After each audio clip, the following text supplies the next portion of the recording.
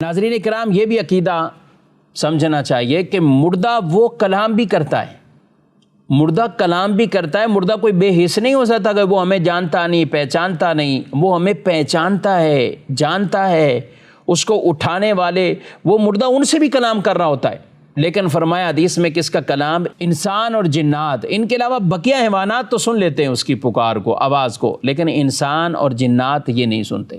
یہاں تک کہ وہ اپنے اٹھانے والوں کو، جو میت کو لے کے جا رہے ہیں، ان سے کلام کرتا ہے۔ مجھے اٹھانے والے، نہلانے والے، دفنانے والے، کہ میں تو اپنا ٹائم پیریڈ پورا کر کے گیا، اب یہ تمہارے پاس وقت ہے، اور مجھے تو دنیا کے اندر دنیا کے معاملات نے مشغول رکھا، لیکن آخرت سے اس حوالے سے وہ بھولا رہا، لیکن لوگوں کو وہ تلقین مردہ کر رہا ہوتا ہے۔ تو مردہ وہ بولتا بھی ہے، مردہ پہچانتا بھی ہے، قبر پر آنے والوں کو جانتا بھی ہے۔ اسی لیے تو کہا گیا السلام علیکم یا اہل القبور، کہ قبر والوں کو سلام کرنا ہے۔ یہاں تک کہ اگر آپ قبر پر جاتے ہیں تو ہمیں جو قبر پر جانے کے جو آداب سکھائے گئے ہیں، تو اس میں بھی یہی کہا گیا ہے کہ آپ آئیں تو وہ سرہانے کی طرف، اگر کوئی مانے نہ ہو، وہاں کوئی قبر نہ ہو، تو آپ اس طرح ان کے سامنے وہ کھڑے ہوں، اور دوسری طرف نہ کھڑے ہوں کہ اس سے میت کو گردن گھما کر دیکھنا پڑتا ہے، تکلیف اسے پہنچتی ہے۔ تو آپ اس کے چہرے کی طرف، اور چہرہ ہمارے جیسے قبلۃ شریف کی طرف چہرہ کر کے میت کو رکھا جاتا ہے، تو آپ اس کے سامنے کھڑے ہو جائیں۔ تو یہ بھی کیا ہے کہ میت پہچانتی ہے اور اس کو انسیت ملتی ہے۔ جی ہاں، آپ اپنے مرحومین کی قبروں پر جائیں تو انہیں سکون پہنچائیں، انہیں انسیت پہنچائیں۔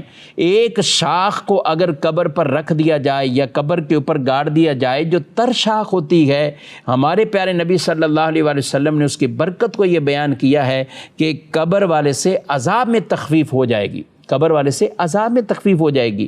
تو جب تر شاخ کی تسبیح سے عذاب میں تخفیف ہوگی، جو در پتیاں ہم رکھتے ہیں، اسی طرح ان کی تسبیح سے بھی قبر کے عذاب میں اسے تخفیف ہوگی۔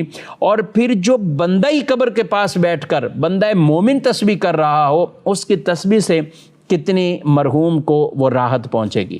تو اپنے مرحومین کے پاس جائیں تو یہ نہ سمجھے کہ ہم ایسے ہی کوئی مٹی کے ڈھیر پر آ گئے اور ہم نے بس تھوڑی دیر آپ کے صفائی ستھرائی کی، کچھ پڑھا ہی نہیں، کچھ نہیں، اور ایسے ہی چلے گئے۔ نہ، آپ وہاں جائیں، تر شاخیں رکھیں، تر پتیاں رکھیں، ساتھ اپنے مرحومین کو کچھ قرآن سنائیں، درود پاک سنائیں، نعت نبی صلی اللہ علیہ وسلم یہ آپ پڑھ کر سنائیں، قصیدہ بردہ شریف سنائیں۔